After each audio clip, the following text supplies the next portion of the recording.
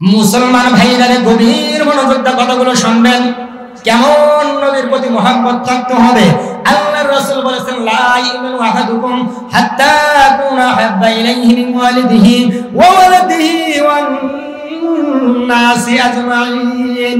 ততক্ষণ পর্যন্ত একজন মানুষ, একজন মুমিন, একজন মুসলমান পরিপূর্ণ ঈমানদার হতে পারবে না যতক্ষণ পর্যন্ত তার স্ত্রী, সন্তান, যা কিছু আছে, ধন সম্পদ, তার চাইতে বেশি আমার নবীজিকে মহব্বত করতে না পারবে।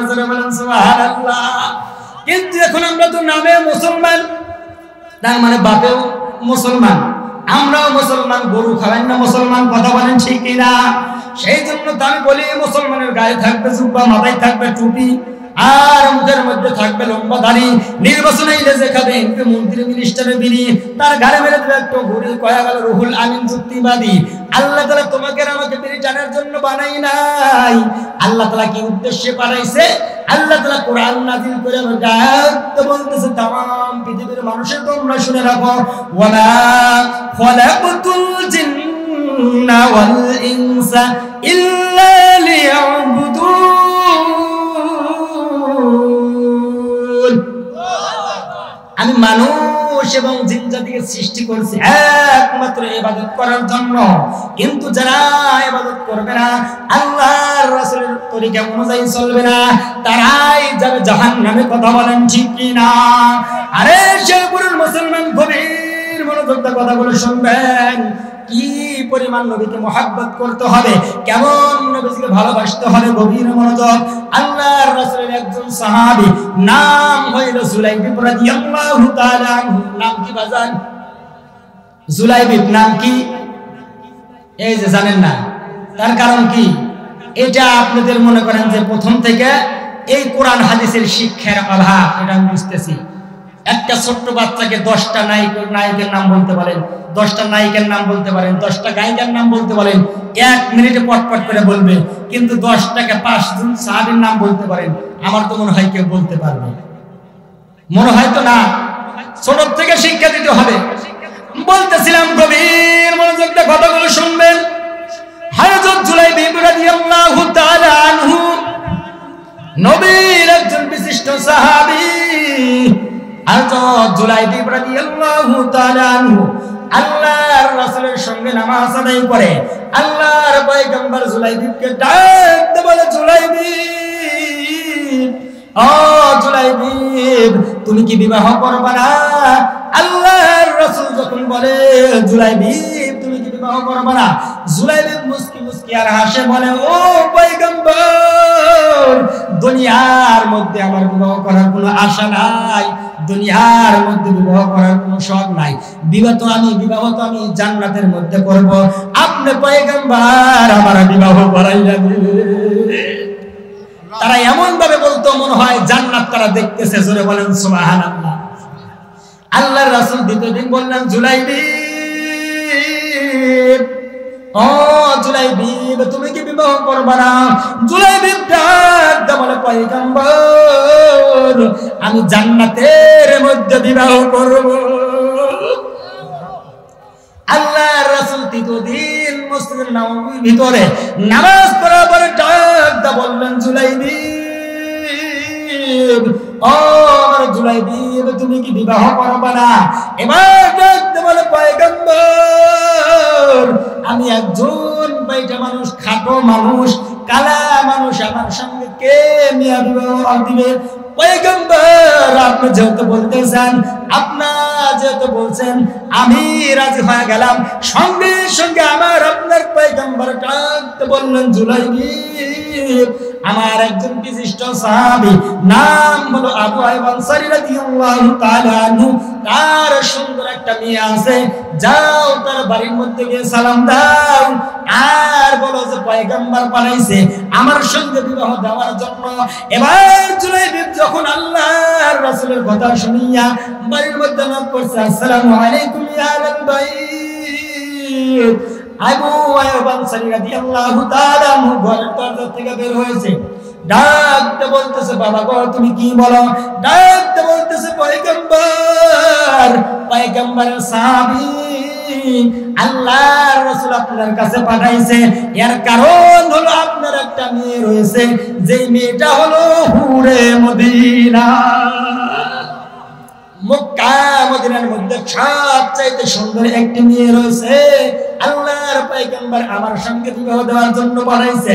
ইন দ্য মিন টাইম ওই মানুষটা বলে, বাবা গো, ও ভাতিজা, আমি তো আমার একা না, আমার স্ত্রীকে বলতে হবে। ইন দ্য মিন টাইম যখন তার স্ত্রীকে ডাকতে বলতেছে, বিবি গো, ও বিবি, আল্লাহর পয়গম্বর পাঠাইছে এই যে একটা খাটো কালো একটা ছেলের সঙ্গে আমার মেয়েটাকে বিবাহ দেওয়ার জন্য।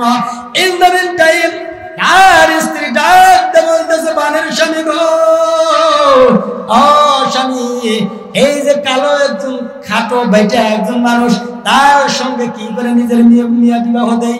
এই ছেলেটা কোন জায়গায় কিন্তু পাত্র পাত্রী পাই নাই, তার সঙ্গে আমরা বিবাহ দিতে পারবো না। এই কথা যেন আমাদের মেয়েরা জানে, তাড়াতাড়ি আমাদের দরবার থেকে তাড়িয়ে দাও। চিৎকার মেরে বলেন না নাউজুবিল্লাহ। ইন দ্য মিন টাইম ওই মেয়েটা ছিল খুব বুদ্ধিমতী, রূপবতী, গুণবতী, ডাকতে বলতেছে, বাবা গো, ও বাবা, ওই ছেলেটা কি জন্য আপনার কাছে এসেছিল? আবু আনসারী ডাকতে বলতেছে, মা গো মা, ও মা, ওই যে বেটা একদম ছোট খাটো একদম কালা একজন ছেলে, নিগ্রো একজন ছেলে আল্লাহর রাসূল পাঠাইছে তোমার সঙ্গে বিবাহ দেওয়ার জন্য। আমার কি মিয়া কি বেশি হয়েছে নাকি তার সঙ্গে বিবাহ দেব? মেয়েটি ডাকতে বলে, বাবা গো, ও বাবা, তুমি কি জানো না আল্লাহর পয়গম্বর যখন আপনার কাছে পাঠাইছে, এই ছেলেটা যদি ফিরে যায়, আল্লাহর রাসূলের হাদিসের দিকে কি আপনি তাকান নাই? আল্লাহর রাসূল বলেছেন, লা ইউমিনু আহাদুকুম হাত্তা আকুনা হাব্বা ইলাইহি মিন ওয়ালিদিহি ওয়া ওয়ালাদিহি ওয়ান নাসি আজমাইন।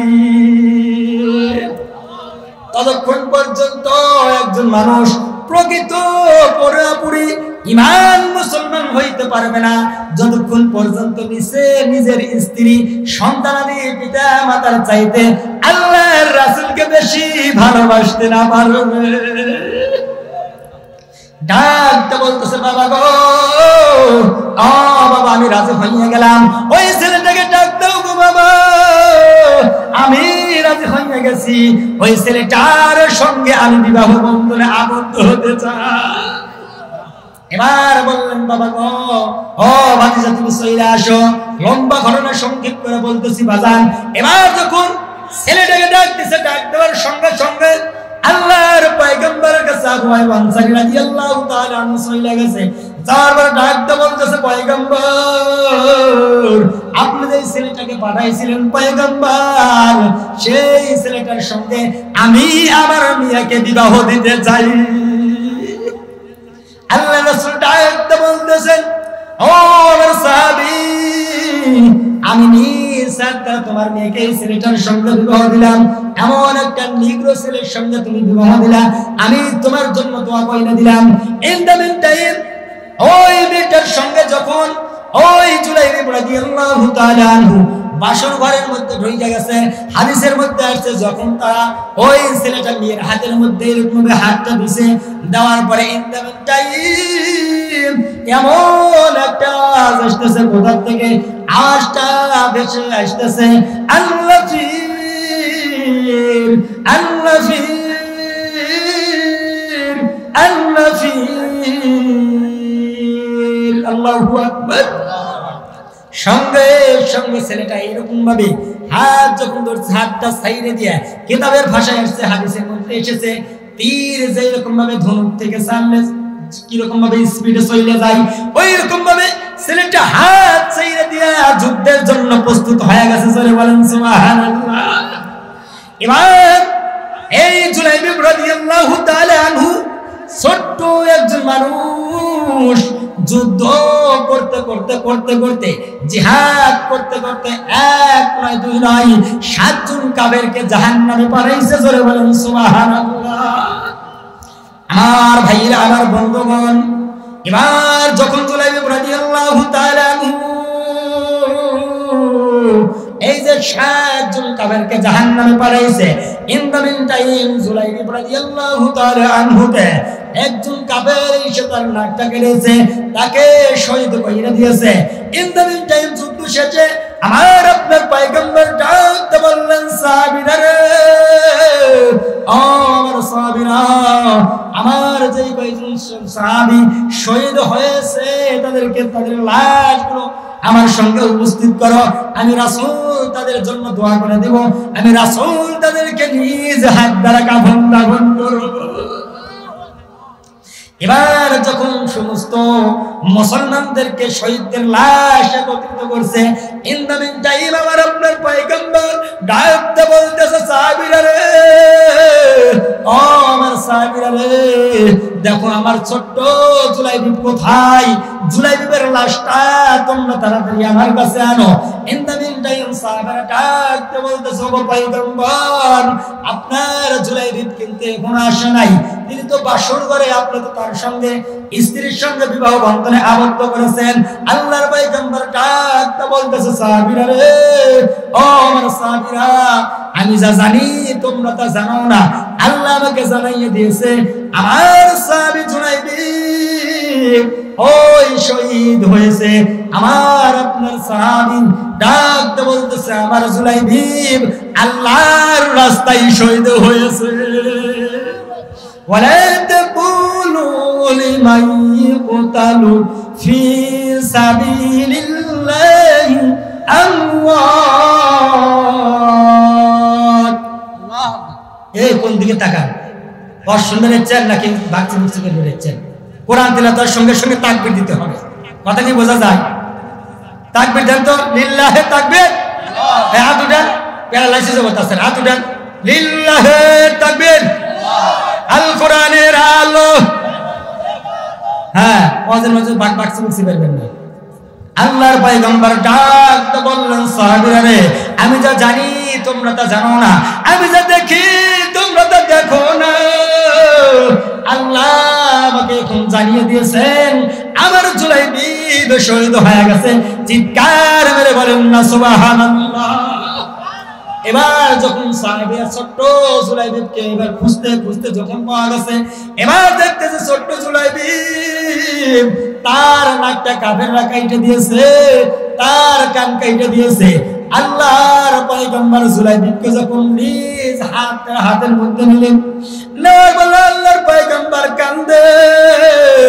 এরকম ভাবে আল্লাহর পয়গম্বর কান্না করতে করতে আল্লাহর পয়গম্বর মুখটা এরকম ঘুরাইয়ে নিয়েছেন, আবার আল্লাহর পয়গম্বর মুস্কি হাসি দিয়েছেন। এবার সাহাবী ডাকতে বললেন, পয়গম্বর, ও পয়গম্বর, আপনি কি জন্য মুখটা সরিয়ে নিলেন, আবার কি জন্য মুস্কি মুস্কি হাসি দিলেন? আল্লাহর পয়গম্বর ডাকতে বললেন, সাহাবীরা রে, যারা আল্লাহর রাস্তায় জীবন দেয় তাদেরকে তোমরা মৃত বলো না, তারা হলো জীবিত। আমার আল্লাহ তাদের কবরের ভিতরে খাবার পৌঁছাইয়া দেয়। এবার আল্লাহর পয়গম্বরকে জিজ্ঞাসা করা হলো, পয়গম্বর, যেরকম ঘটনা জুলাইবিবকে নিয়ে আপনি করলেন, ইতিপূর্বে তো আপনাকে এরকম ঘটনা করতে দেখা যায় নাই। আল্লাহর পয়গম্বর ডাকতে বললেন, সাহাবীরা রে, আমার জুলাইবিব দুনিয়া থেকে বিদায় নিয়ে গেছে, কিন্তু আমি দেখতেছি আল্লাহ তাআলা আমার জুলাইবিবের জন্য জান্নাতের মধ্যে বিবাহের ব্যবস্থা করেছে। আল্লাহ। এবার আমার আপনার পয়গম্বর ডাকতে বললেন, আমার জুলাইবিবকে নেওয়ার জন্য জান্নাতে হুরেরা রিসিপশন করার জন্য আসতেছে। আস্তে আস্তে এরকম ভাবে দৌড়াচ্ছে, দৌড়াইতে দৌড়াইতে তাদের বুকের কাপড়গুলো সরে যাচ্ছে। আমি রাসূল শরম পায় মুখটা ঘুরাইয়ে নিয়েছি, জোরে বলেন সুবহানাল্লাহ। শুধু তাই নাই, সাহাবীরা রে, ও আমার সাহাবীরা, আমার পয়গম্বর ডাকতে বলতেছেন, সাহাবীরা তোমরা শুনে রাখো, আমার জুলাইবিবকে যখন আমি কোলের মধ্যে নিয়েছি, আল্লাহ তাআলা তাদের জান্নাতের মধ্যে বিবাহের ব্যবস্থা করে দিয়েছে। চিৎকার মেরে বলেন না সুবহানাল্লাহ। সেই জন্য মুসলমান ভাইরা রে, আল্লাহর রাসূলকে যদি ভালোবাসা যায়, আল্লাহর রাসূল আমাদের জন্য যথেষ্ট হবে। আল্লাহর রাস্তায় যদি আমরা জিহাদ করি, আল্লাহর রাস্তায় যদি আমরা শহীদ হয়ে যাই, আল্লাহ তাআলা আমাদের জন্য জান্নাতি খাবার খাওয়াইয়ে দিবে। জোরে বলেন সুবহানাল্লাহ। একটু জিকির করি লা ইলাহা। এটা আগে বসেন, পিছনে লোক তো আবার আসবে, আপনি আগে আসেন, সামনে আগে আসেন। এই পিছনের বাইরে সামনের দিকে আসেন, সামনের বাইরে একটু সামনের দিকে আগে আসেন, আগে আসেন বাবা, আগে আসেন, বেজাল করেন না। মুহাব্বতে লা ইলাহা, কিছু বুঝতেছি না এই বছরে, এইটাই আমার মাহফিল খুব মানে খারাপ লাগতেছে। এরা কথাও বলে না, আল্লাহর নাম নিতে বলতে তাও বলে না, জিকিরও করে না। কারণ কি? আমার সাথে রাগ করছে নাকি চেয়ারম্যান সাহেব? চেয়ারম্যান সাহেব রাগ করছে নাকি? একটা কথা মনে বোঝে না। আমরা একটু আগে বসেন বাবা, দুই হাত দিয়ে বলতেছে আগে বসেন। আগে বসলে সমস্যা কি? হর কত বরকত, যত নড়বেন তত গুনাহ আল্লাহ ঝরা দিবেন। মাহফিলে জান্নাতের বাগান, আর এই মাহফিলে এসে যদি কথা না শুনেন তাহলে তো কাজ হবে না। এখানে শিক্ষা নেওয়ার জন্য আসছেন, একটু আগে আসেন। আর জিকিরে করি লা ইলাহা, এই জিকির করবেন মৃত্যুর আগ দিয়ে কালমা নসিব হবে। আর যদি জিকির না করেন মৃত্যুর আগ দিয়ে কিন্তু কালমা নসিব হবে না। মুহাব্বতে লা ইলাহা, লা ইলাহা, লা ইলাহা ইল্লাল্লাহু মুহাম্মাদুর রাসূলুল্লাহ সাল্লাল্লাহু আলাইহি ওয়াসাল্লাম। আমার ভাইরা, আমার বন্ধুগণ, গভীর মনোযোগ দিয়ে কথাগুলো শুনবেন। আমি জানি শেরপুরের মুসলমান, আপনাদের চাইতে কিন্তু আমার মা বোনেরা এসেছে কিন্তু বেশি। আমি শুনে হলে অনেক খুশি, মুখে নিয়ে হাসি। মা বোনদের অস্কার বেশি বেশি দরকার, কারণ তারাই ছিল এই দেশের বারবার সরকার। একদম সংসারকে চালা পুরা করে দিয়ে গেছে। সরকার কথা বলেন ঠিক না? সেই জন্য বলতেছে মা বোনেরা, বাংলাদেশের টেকনাফ থেকে তেতুলিয়া, সুন্দরবন থেকে বান্দরবন, রূপসা থেকে বাদুড়িয়া, রুহুল আমিন যুক্তিবাদী হুজুর, একটু মেয়েদের জন্য নামাজ পড়েন। মা বোনরা, আপনাদের দুই হাতে বলবো, আপনারা যদি 4টি কাজ করতে পারেন, আল্লাহ তাআলা আপনাদের জন্য 8টি জান্নাতের দরজা খোলা করে দিবে। মা বোনদেরকে বলবো, মা বোনেরা গভীর মনোযোগ দিয়ে কথাগুলো শুনবেন গো মা। এই যে যদি আপনারা 4টি কাজ করতে পারেন, 1 নম্বর নামাজ, 2 নম্বর রোজা, 3 নম্বর স্বামীর খেদমত, 4 নম্বর ফরজ পর্দা। জোরে বলেন কাজ কয়টা? এই 4টি কাজ যদি করতে পারেন, আপনাদের জন্য 8টি জান্নাতের দরজা আল্লাহ তাআলা খুলে করে দিবে। মা বোনরা যে কোনো জান্নাতের দরজা দিয়া জান্নাতের মধ্যে প্রবেশ করবে। জোরে বলেন সুবহানাল্লাহ। সেই জন্য মা বোনরা 1 নম্বর নামাজ, 2 নম্বর রোজা, 3 নম্বর বলছি স্বামীর খেদমত, আর 4 নম্বর ফরজ পর্দা। বাংলাদেশের টেকনাফ থেকে তেতুলিয়া, সুন্দরবন থেকে বান্দরবন, 3টাতে মোটামুটি কোন জিনিস পাওয়া যায়। নামাজটা মাঝে মধ্যে পড়ে, রোজা না পড়লে তো রোজার বান ধরে। কথা কয় না কেন? পর্দা না করলেও তো বাজারে যাওয়ার সময় একটু বোরকাটা পরে। কথা বলেন ঠিক কিনা? কিন্তু অধিকাংশ স্বামীরা বলে, হুজুর আমার বউ আমার কোনো কথা শোনে না। বলে তুমি কি করছো? বলে হুজুর পিঠে আছি। পিঠা কোনো কাজ হবে? পিঠা কাজ হবে না যুবক বাইরে রে। আল্লাহ রাসূল বলছে স্বামীদেরকে মারা যাবে না। আল্লাহ রাসূল বলছে স্ত্রীদেরকে মারা যাবে না। স্ত্রীদেরকে মারা কবিরা গুনাহ, হারাম। স্ত্রীদেরকে বেশি বেশি আদর করতে হবে। আল্লাহ রাসূল বলেছেন যদি কোনো স্বামী নিজের স্ত্রীর নিচের ঠোঁটে বিসমিল্লাহ বলে সুমা খায়, আল্লাহ তাআলা ওই পুরুষে কবুল একটা উমরা হজের সওয়াব দিয়ে দেয়। আরেকটু জোরে বলেন না সুবহানাল্লাহ। অনেকে বলতেছে হুজুর আমার উমরা হজ লাগবে না। কয় কেন? বলে যে তাহলে সিগারেট খায় আর বিড়ি খায়, গাও দিয়ে পাটা পাটা গন্ধ, কাজ দিয়ে যাওয়া যায় না। এরকম হারামি আছে না নাই? অনেকে আছে নিজের নিচের ঠোঁটের স্ত্রীর চুমা খায় না, নিচের ঠোঁট ফাটায় দেয়। আল্লাহ রাসূল বলেছেন সহিহ মিশকাতুল মাসাবির হাদিস, যদি কোনো স্বামী স্ত্রীর নিচের ঠোঁট ফাটায় দেয়, 1টা উট জরিমানা দিতে হবে। এখন বলতেছে হুজুর নিজের স্ত্রীর ঠোঁট ফাটাবো না, উপরেরটা ফাটাবো। আল্লাহ রাসূল বলেছেন তোমার 2টা উট জরিমানা। এই কথা কয় না, স্ত্রীদেরকে মারা যাবে না। স্ত্রীদেরকে আল্লাহ রাসূল বলেছেন 4 জায়গায় মারা হারাম। কয় জায়গায়? 4 জায়গায় মারা হারাম। 1 নাম্বার পেটে, 2 নাম্বার পেটে, 3 নাম্বার মুখে, 4 নাম্বার মাথায়। এই 4 জায়গায় মারা যাবে না আল্লাহ রাসূল বলেছেন। আবার স্ত্রীকে মারা যাবে 4 জায়গায়। জোরে বলেন কয় জায়গায়? 1 নাম্বার হাতের তালু, 2 নাম্বার পায়ের তালু, 3 নাম্বার হাঁটুর নিচে, 4 নাম্বার তল পেটের একটু নিচে। তবে লাঠি হতে হবে 1 ব্রেক। কতটুকু? এই কথা কয় না, 1 ব্রেক কতটুকু? অনেকে বলতেছে হুজুর কথাই কইতেছেন, হুজুর ধরবো কি আর মারবো কই? লালমনিরহাট ওয়াজ করতে পাই, হুজুর ধরে তাহলে এইভাবে দেবো। এই বৌমারা পার্টি আছে না নাই? অবশ্যই কিন্তু আছে। আর লাঠি হতে হবে তুলার মতো নরম, এরকম ভাবে মারতে হবে স্ত্রী যেন মজা পাই। কথা বলেন ঠিক কিনা? মা বলতেকে বলবো, মা বোনেরা গভীর মনোযোগ দিয়ে কথাগুলো শুনবেন। আল্লাহ রাসূল বলেছেন যদি কোনো মহিলা দুনিয়ার মধ্যে 3টা কাজ করে, স্বামীর কাছে 3টা জিনিস চাই, আল্লাহ রাসূল বলেছেন ওই মহিলার ঠিকানা যদি জান্নাতের তালিকায় থাকে, আল্লাহ রাসূল বলেছেন জান্নাতের তালিকা থেকে নামটা কেটে জাহান্নামের তালিকায় দিয়ে দিবে। জবান বন্ধ নাই, চিৎকার মেরে বলেন না নাউযুবিল্লাহ। মা বলতে গেল, মা বোনেরা, 1 নম্বর যে সমস্ত স্বামীরা কথাই কথাই বলে আমি দেখে তোমার সংসার করলাম, আমি তোমার ভাত আর খাবো না, আমাকে তালাক দাও। এইরকম কিছু কিছু বউ আছে না নাই? এই কথা কন নাকি আছে না নাই? যে সমস্ত মা বোনেরা কথাই কথাই তালাক চাই, আল্লাহ রাসূল বলেছেন তারা তো জান্নাতে যাওয়া দূরের কথা, জান্নাতের সুখ গ্রহণ পাবে না। হাদিসটি হযরত সাওবান রাদিয়াল্লাহু তাআলা আনহু বর্ণনা করেছেন। আল্লাহর রাসূল বলেছেন যদি একটা তেজি ঘোড়া নিয়ে 40,000 বছর পর্যন্ত যাওয়া যায়, তারপরেও জান্নাতের সুখ গ্রহণ ওই মানুষের নাকে পৌঁছাবে। কিন্তু যে সমস্ত মহিলারা কথাই কথাই স্বামীর তালাক চায়, স্বামীর ভাত খাবে না, আল্লাহ তাআলা তাদের কি বলেছেন? আল্লাহ রাসূল বলেছেন তারা জান্নাতে যাওয়া তো দূরের কথা, জান্নাতের সুবেরানো পাবে না। চিৎকার মেরে বলেন নাউযুবিল্লাহ। সেই জন্য মা বোনদেরকে বলবো, মা বোনেরা, 1 নাম্বার কিন্তু স্বামীর কাছে বেশি বেশি তালাক চাওয়া যাবে না, তালাক চাওয়াই যাবে না। আর 2 নাম্বার যে সমস্ত মহিলারা আছে, যে সমস্ত মহিলারা বলে যদি তোমার মা বাবাকে নিয়ে থাকো আমি আর তোমার ভাত খাবো না, এরকম আছে না নাই?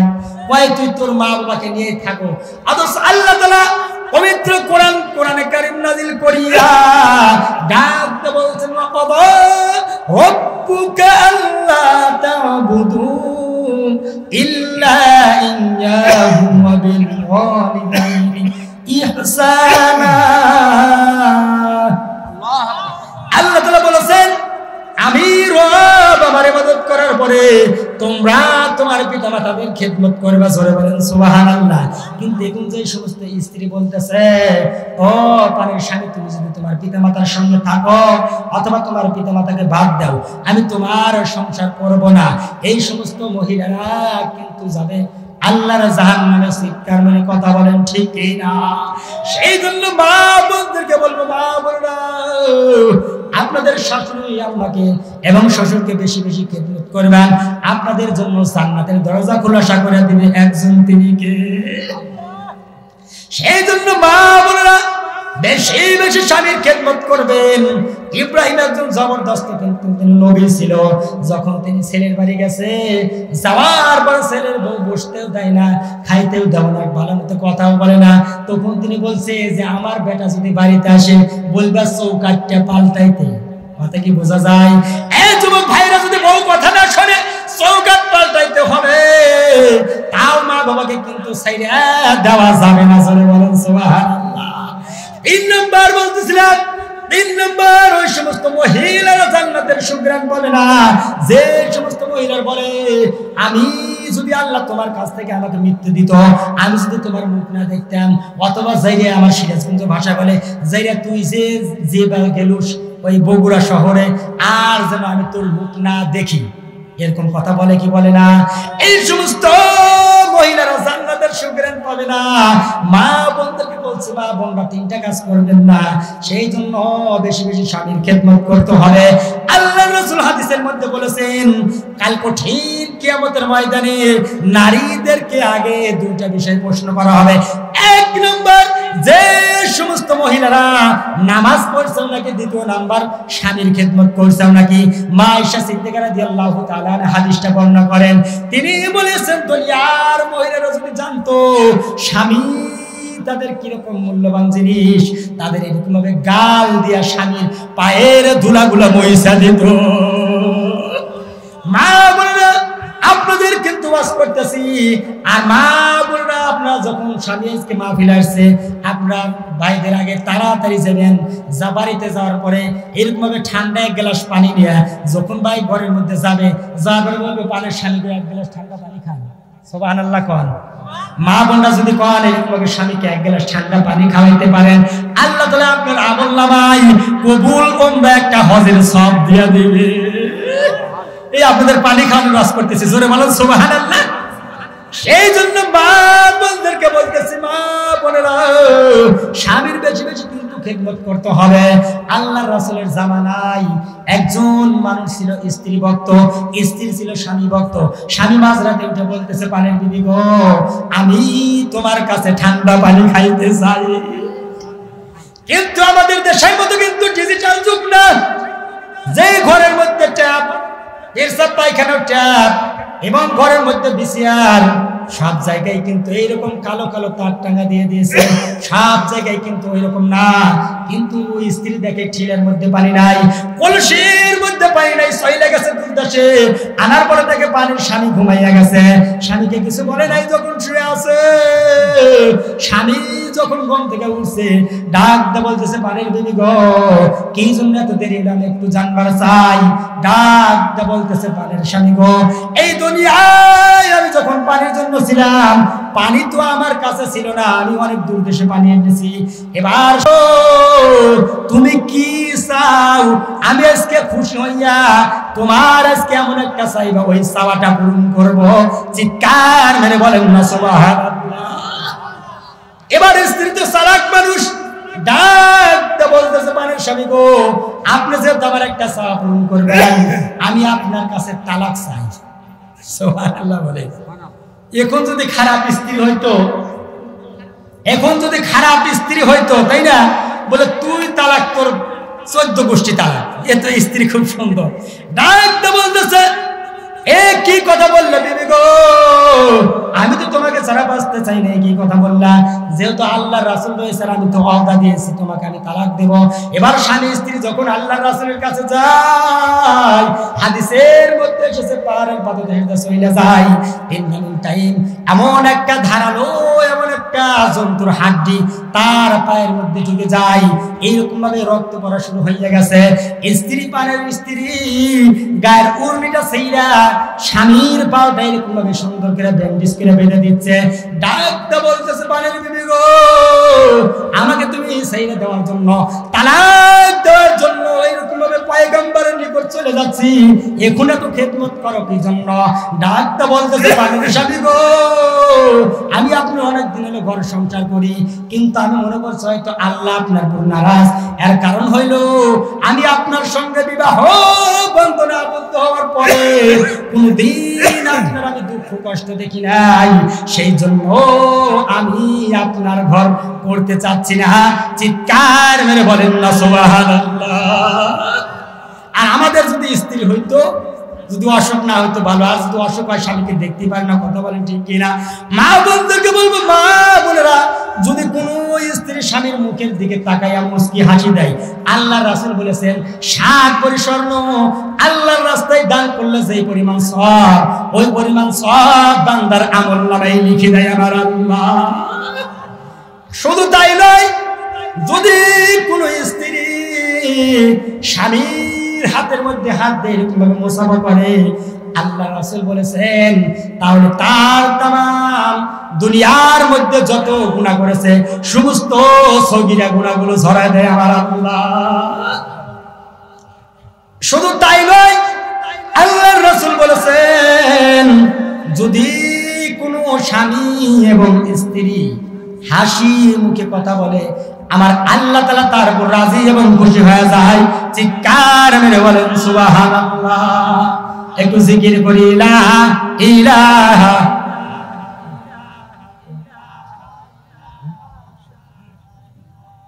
আসুন সমস্যা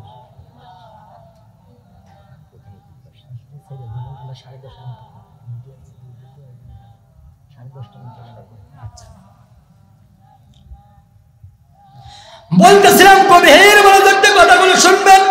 মা বোনদের আজ করতেছি, মা বোনরা গভীর মনোযোগ দিয়ে কথাগুলো শুনবেন। সেই জন্য কিন্তু আপনাদের কিন্তু আগের মহিলাদের দিকে তাকাইতে হবে। আল্লাহ তাআলা কাল কঠিন কিয়ামতের ময়দানে 5 জন মহিলাকে বিনে হিসেবে জান্নাতে ঢোকাইয়া দেবে। আরেকটু জোরে বলেন না সুবহানাল্লাহ। 1 নম্বর আম্মাজান খাদিজাতুল কুবরা রাদিয়াল্লাহু তাআলা আনহা, কারণ তিনি ছিল স্বামী ভক্ত, তিনি আল্লাহর রাসূলকে এই পরিমাণ খেদমত করতেন। আল্লাহ তাআলা খুশি হইয়া আসমান থেকে সালাম দিয়েছে। চিৎকার মেরে বলেন না সুবহানাল্লাহ। সেই জন্য মা বোনেরা, এই যে আল্লাহর রাসূল তার উপর রাজি খুশি ছিল, আল্লাহ তাআলা খুশি হইয়া আসমান থেকে তাকে সালাম দিয়েছেন। আপনারা যদি স্বামীর খেদমত করেন, আল্লাহর রাসূল বলেছেন আইয়ু ইমরাতিন মাতাত ওয়া যাওজুহা আনহারাদিন দাখালাতিল জান্নাহ। কোন স্ত্রী যদি মারা যায় আর স্বামী যদি বলে আল্লাহ আমার স্ত্রী ভালো ছিল, সঙ্গে সঙ্গে আল্লাহ তাআলা ওই স্ত্রীর জন্য জান্নাতের দরজা খোলা করে দেয়। সুবহানাল্লাহ। তো ঠিকই বললেন। দেখুন বলেন যে হুজুর আমার স্ত্রী আমার কাছে ভালো, এই একজন নাই, তাহলে দেখেন কি অবস্থা হচ্ছে। অনেকে বলতেছে হুজুর জীবন শেষ করে দিতে, হুজুর জীবন শেষ। কথা বলেন ঠিক কি না?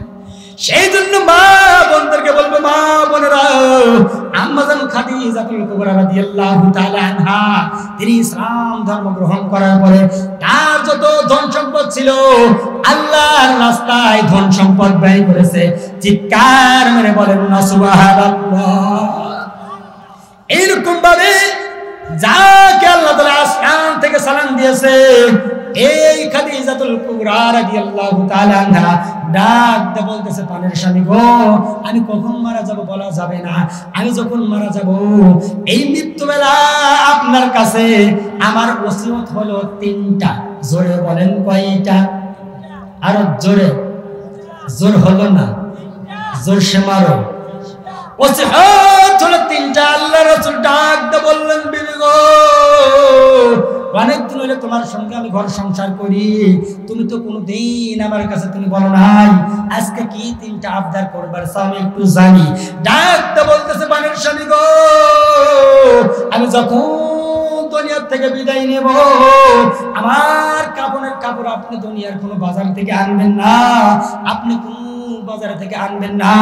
আমি দেখেছি আপনার জীবনে যখন প্রথম ওহী নাযিল হয়, গার হীরার মধ্যে যে জুব্বাটা আপনি গায়ের মধ্যে ছিল, যে জুব্বাটা আপনি পরিধান অবস্থায় ছিলেন, ওই জুব্বাটা এখন আপনি সংরক্ষণ করে রেখেছেন। ওই জুব্বাটা আমার কাফনের কাপড় হিসাবে দিয়ে দিবে। আল্লাহ রাসূল ডাকতে বললেন, বিবি গো, 1 নাম্বার তোমার চাওয়াটা আমি পূর্ণ করে দেব, এবার 2 নাম্বার কি চাও আমি একটু জানবার চাই।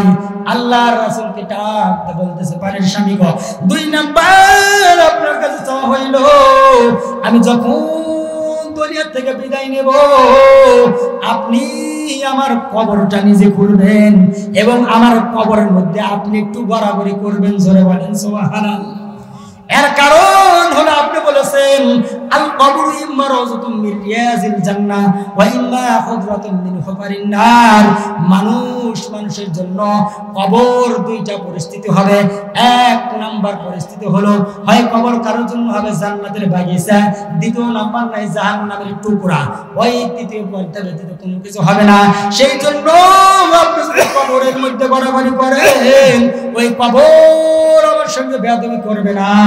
আল্লাহর রাসূল বললেন, বিবি গো, আমি তোমার 3টা চাওয়াই পূরণ করব, 3 নাম্বার চাওয়াকে আমি একটু জানবার চাই।